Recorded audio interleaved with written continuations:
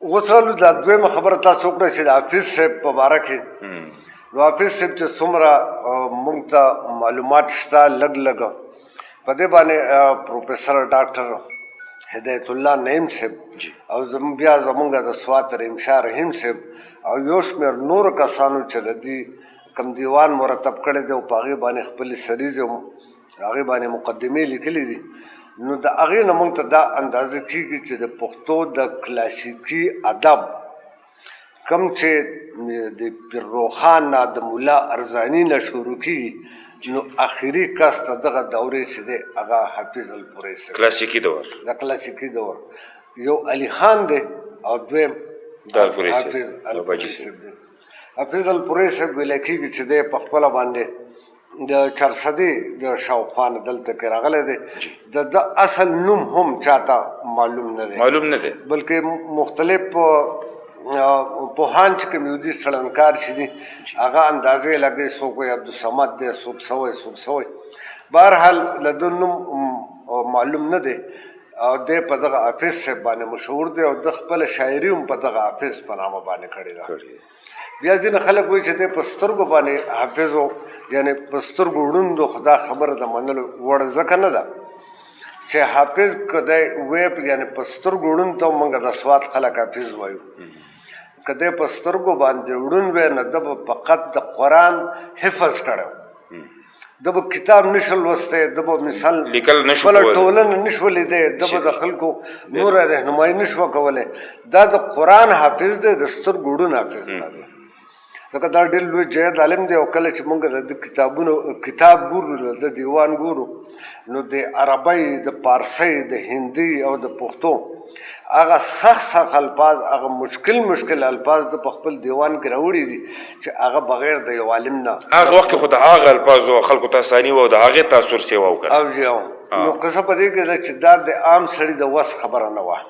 او دا هم حافظ الپورۍ غوندې د یو غټ عالم د وس لاندې راتلی شوه دویمه خبره دا ده چې کله دا دیوان ته موږ پام وکړو د اسلوب له لارې نه نو له دې مشکل پسند دی ده په ځینې ځای کې نه پوهېږم د ده فطرت به داسې و چې ده ډېر زیات د مشکل پسندۍ نه کار اخیستی دی عربي پارسي هندي دغه ټکي چې ډېر ضروري به نه و ده ورچولي دي د دې وجې نه د ده هغه شاعري چې دی هغه ډېره زیاته سخته ده زه به یو مثال تېر کړم چې دی په یو شعر کې وایي له ازله مې راوړې نغښتې خښتې ما د خپلې برخې هلته نه وي غوښتې همدا خبره چې کله رحمان بابا کې نه وایي د ازل په ورځ د برخو جواري وه ای رحمانه چا ګټلې او چا بېلې مفهوم یو دی مضمون یو دی خو د حافظ صاحب هغه ډېر زیات سخت دی د رحمان بابا هغه ډېر زیات خوږ دی او اسان دی او پسې دی زه فکر دا کوم چې په ده کې دغه سختوالی ځکه چې دلته په دې چاپېرچل کې بیا دغسې شعر دومره سختي نه ده کړې لکه ده چې په خپل کلام کې څومره کنجلک ویلی دی زما خیال چې په دې کې د ده د ذاتي ژوند شاته د هغې محرکات دي دی په داسې حال کې چې د مالي لحاظ کمزوری دی دی په داسې حال کې چې د ده یو زوی مړ دی او بل په مسافرۍ باندې چې وتلی دی د هغه بیا درک نه لګي بیا په دغه کمزورۍ کې په دغه غریبۍ کې د خپل ژوند تېر کړی دی بیا دغه د ده چې کوم نوکر دی یا څوک وایي د ده طالب دی هغه کس بیا د ده سره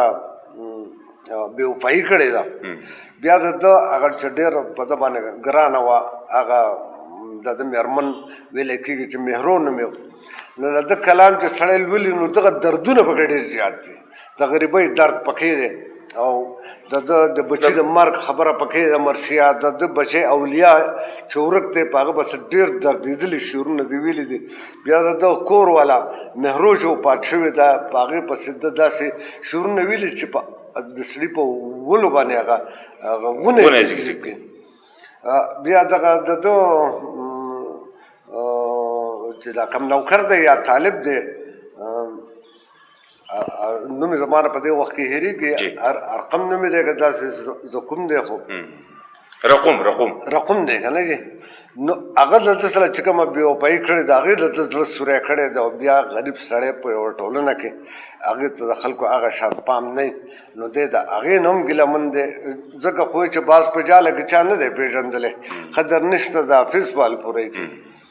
او بیا د ده په دننه چې سړی ورته پام وکړي د ده شاعري چې دی هغه د تصوف د پند و نصیحت د اسلامي شریعت او د اسلامي او انساني اقدارو یو زبردست دستاویز دی زه په دې عقیده باندې یم چې د ده په شاعرۍ کې د دغه ناکامي مرثیې چې ما یاد کړې دردېدلې د هغې نه پس چې ډېر زیات اهمیت لري هغه د هغه منقبت دی چې دوی دا کم چې د دې د اولیاو شجره ده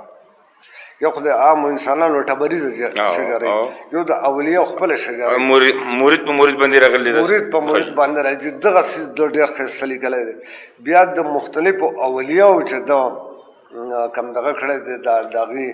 ذکر کړی دی ښه په پرله پسې ډول باندې نو هغه اولیا یقینا چې یو خو د ده هغه مکتب په ډاګه کوي د مسلک په ډاګه کوي په تصوف کې او دویم د هغې سره د عقیدت په ډاګه کوي او لا د دې نه زیات د هغه خلکو کارنامې په ګوته کوي نو دغه منقبت چې ده لیکلی دی لکه زمونږ د اخون کریمداد کانجو کې چې شهید بابا پروت دی نو د هغه په باره کې وایي یو عالم وي بل شهید شوې عجبه دور فرید شوې د کانجوم یا کریمداد ما نیولې له منځته ده دا د حافظ صاحب ویلي نو دا کانجو هغه وخت کې هم کانجو دی کانجو ډېر د ده د سنسکرت ژبې لفظ د زرګونو کاله زوړ دی او کانجو هغه ځای ته ویلی کېږي چې له چا نه څاروي ورک شي او دغه څوک چا په لاس ورشي نو هغه یو خاص ځای ته راولي چې په دغه ځای ته بیا کس راشي او د هغه ځای نه خپل څاروی نو د کانجو نه مراد دغه دی رالوېدلې ټکېله حافظ صاحب راځم حافظ صاحب الحمدلله چې د شعر و ادب په حواله باندې نه یوازې د شنګلې دپاره نه یوازې د سوات دپاره بلکې په پښتو ادب کې دا د یو روښانه ستوری دی او قامونه همیشه زه دا خبره کوم چې په سیمټو په مربلو په غټ غټو ودانو او په ګاډو باندې ښایسته کېږي نه یو قام په هغې باندې ترقي نه کوي قام په تهذیبونو باندې ترقي کوي دا زمونږ د تهذیب بنیادګر دی د موږ ته پوهه راکړې ده د موږ ته دانش راکړې ده د علم او ادب بنیادونه دلته په شانګله کې ایښودي دي او دی په هغه لوی کاروان کې شامل دی کم کاروان چې امیر کروړ دلته روان کړی و خوشحال بابا ګړندره کړی و رحمان بابا ښایسته کړی و ده پکې هم خپل کردار لوبولی دی ټیک شي ډېره زیاته مهرباني